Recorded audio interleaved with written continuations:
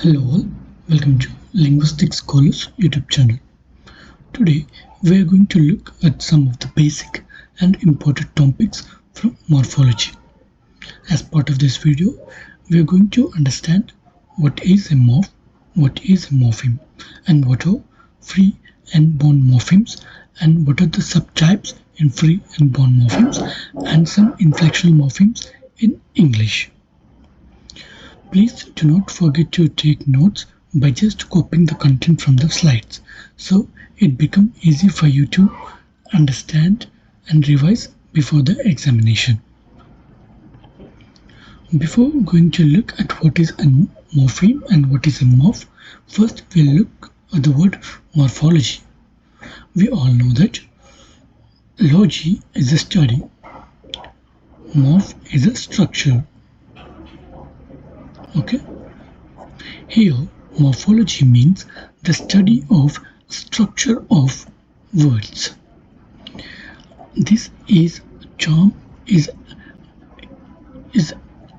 ideally innovated in biology to study the structure of the stem of the tree, but later it was linguistically introduced by August Schleicher in linguistics.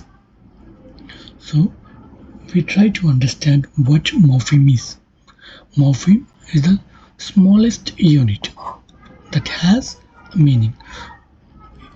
Here, smallest unit that has meaning is referring to, let's say, yes.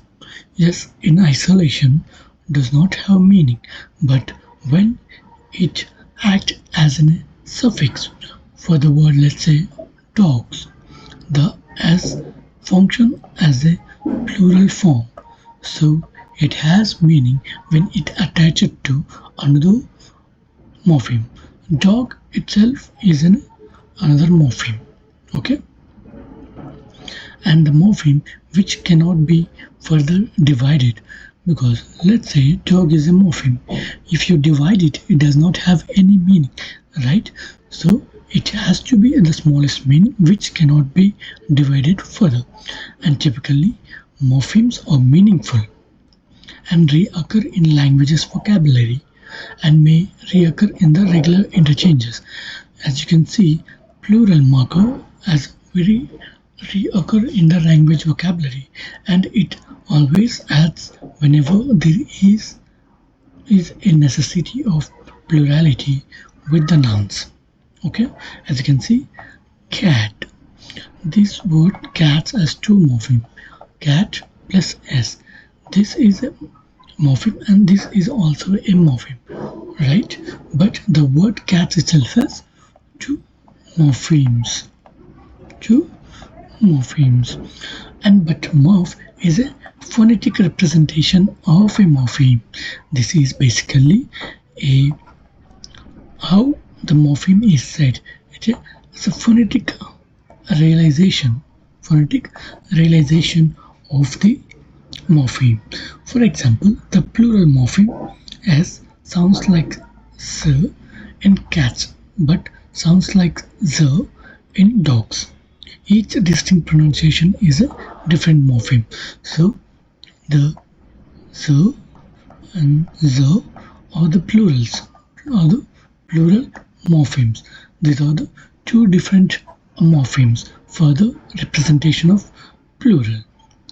And this realization are called as morphs. And morphemes are broadly two types, free morphemes and the bound morphemes. First, we will try to understand what are the free morphemes. Free morphemes are independent words such as dog, cat, walk, and, or, on, he. Okay, they themselves study as a single words. They have their individual meaning. As a result, they can stand themselves as an individual words. As you can see here, words such as book and chair qualify as free morphemes, but not IES, TION, act as a free morphemes. Because, for example, in the word nation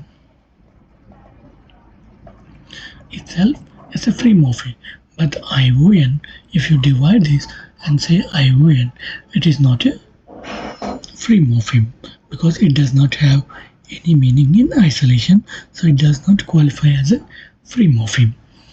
And these free morphemes are categorized into two types: lexical morphemes and functional morphemes. Content words such as open clause words including nouns, verbs, adjectives, adverbs or classify or fall under the category of lexical words, whereas functional morphemes such as belongs to the words of closer class such as articles, conjunctions and prepositions qualifies as functional morphemes in the category of free morphemes. Okay, so free morphemes are divided into lexical and the functional morphemes. Lexical are basically referring to the open class words, whereas the functional morphemes are referring to the closed class words. Next, bound morphemes. Bound morphemes are dependent.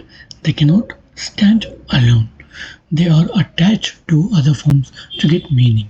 As you can see here, speak is a free morpheme and it is a verb.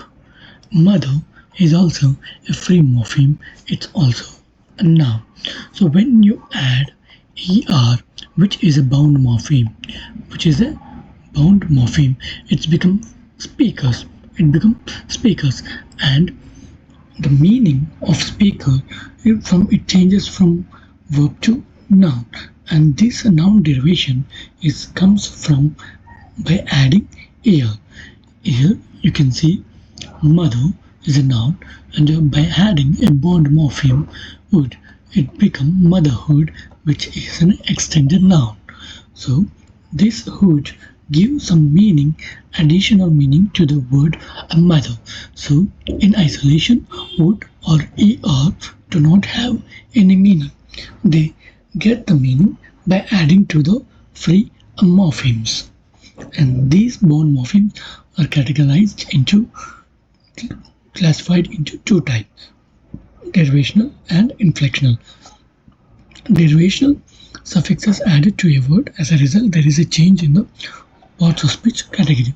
As you can see, there is a change in the verb to noun by adding a bound morpheme er to the speak, which is basically verb. By adding bound morpheme er, it becomes speaker, which is a noun. And kind, by adding es, which is a bound morpheme, it becomes kindness. There is a change of parts of speech category from adjective to the noun. And other type is an inflectional morpheme, suffixes that can change the grammatical aspect of the word. We will look examples by taking from English. So in English, there are 8 inflectional morphemes in total, where noun takes 2, adjective takes 2, and verb takes 2. The plurals and the possessive markers are taken by nouns because the cat is a singular in a singular form. By adding s, which is an inflectional morpheme in English, it's become plural. Dog is a singular form and non-possessive. By adding possessive marker, it becomes possessive dogs. An adjective takes the 2 inflectional forms, that is superlative and comparative. For superlative, there is an inflectional plus est. For comparative, it is placed here. As you can see, tallest and the taller.